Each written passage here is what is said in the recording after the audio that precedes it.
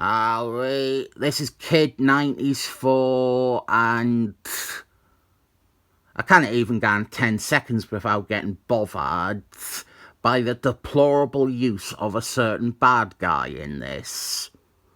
As the cover shows, we have Gok 1, a big Thor enemy, one of Thor's most powerful enemies ever. An enemy so powerful, Thor can barely beat him. We have that guy being farmed out to the discount junior rookie Thor department.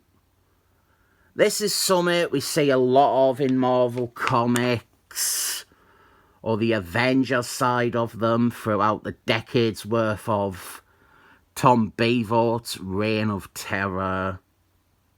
It's not just Gok 1 here.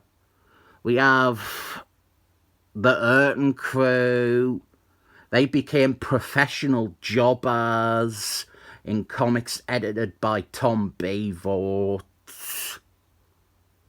King Shark and Mr. Hind, they are big offenders too. I think this is the worst example of it, mind you. And that it is in a pretty weak-ass book is the cherry on top of the bad Gok 1 cake. We are still having to put up with these two character designs. The man in gold is a bad guy. He doesn't have a name. Well, he is called Adam, but he doesn't have a name like Captain Gold or Goldar. I wish I was Goldar. Goldar from the Power Rangers, because Goldar got to rattle Scorpina. To go on with his design, Adam is the most boring villain. And then we have the brutal legend look for Kid 94. Summit he sports again for almost the entire issue.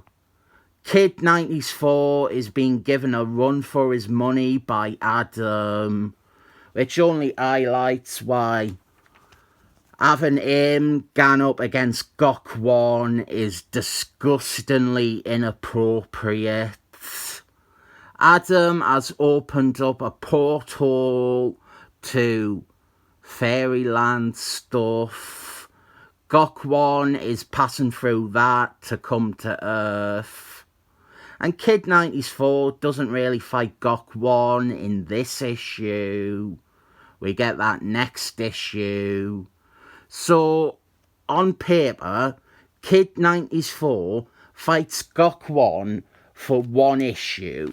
Whereas this gold armoured dildo takes him 2 issues to beat. This design, this hardcore design, it should have been at best a joke on one page. It should not be the character's main design for 2 full issues. And I already talked about how destructive and disruptive to the character this design likely was. Right, so Gok 1. Gok 1 is a Silver Age 4 baddie, a Jack Quimby one. And the main thing about him is that he is as much as the strongest 4 baddie there is. Gok 1 has the untold power of 1,000,000 tortured souls. Or the untold power of 1,000,000,000 tortured souls. They forgot between odd issues of 4 comics if it was 1,000,000 or 1,000,000,000. He is the embodiment of an entire race's hatred. And the only way he can really be defeated is by having Anthony Hopkins show up at the last minute and teleport him somewhere else. Gok 1 ganning up against this stupid brat who cannot even beat an hard man dressed up as a golden egg. It is unforgivable in my eyes. The kid has gotten stomped on by Rhino Man in issue 1. He is struggling against this deformed offspring of Armadillo and a Mandroid.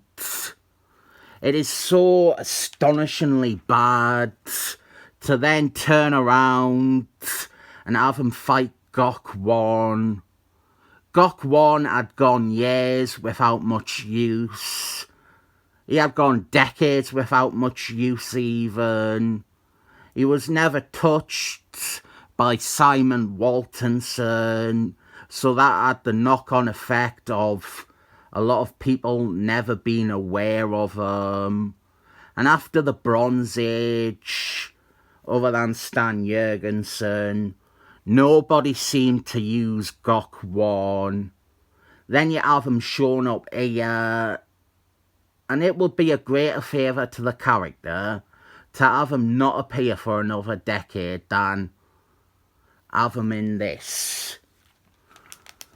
You see this shite all the time. Marvel and Tom Beevort, they didn't know how to show the young heroes as legitimate heroes. So we have them beating things truly out of their class. Not just the young heroes even. Any hero, they have the agenda of making look good. When Natalie Portman got made into Thor, would you guess they had her beat Gok 1?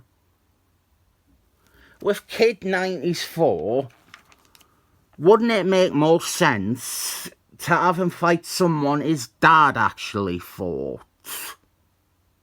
Shatterfist is still out there. There's no reason you can't do something with Blood Axe or someone else becoming Blood Axe.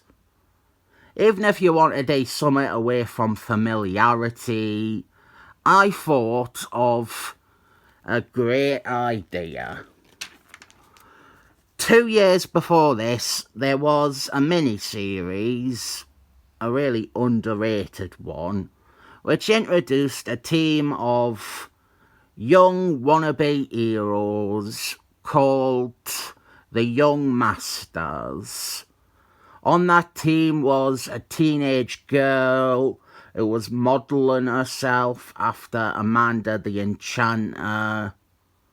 Have her be the bad guy in this. Have her bewitch people to fight Kid 90s for. Have her bewitch someone like... Actually, you know what? Hold on, when did this come out? Start of 2011. Nah, I didn't think it works. I was going to say, where is Hercules Man? Hercules Man should by rights be in this series. And he should be the mentor figure to this younger hero. But this came out around the same time as Chow's War. So... Actually, why doesn't it tie in with Chow's War? That is a valid gateway to introduce Kid 94 and have him involved in something out of his depth. And you could maybe even justify him fighting Gok 1 if it is his part in this big crossover of enormous scope. To close the loop, I did this all mentally, but to say it aloud, Hercules Man isn't in this series because he was dead before Chow's War started. And so when this was being worked on, he would have still been considered dead. I think the two books came out at the exact same time. Anyway, Kid 94, he has gotten the Avengers and a new costume to back him up in his fight against Gok 1. No, bringing in the Avengers doesn't make it any better. It even adds more problems to the series, but we will talk about all that in the final issue. Didn't recommend this, obviously. Tom Falcon and Ron French, I didn't think they were on form for this, and I didn't think they were anywhere even near the button to be on form.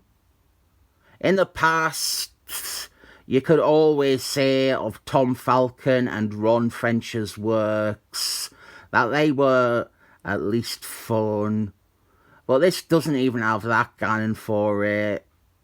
Bad showing for all involved, character or creator, and that is why it's a 7 thumbs up from me.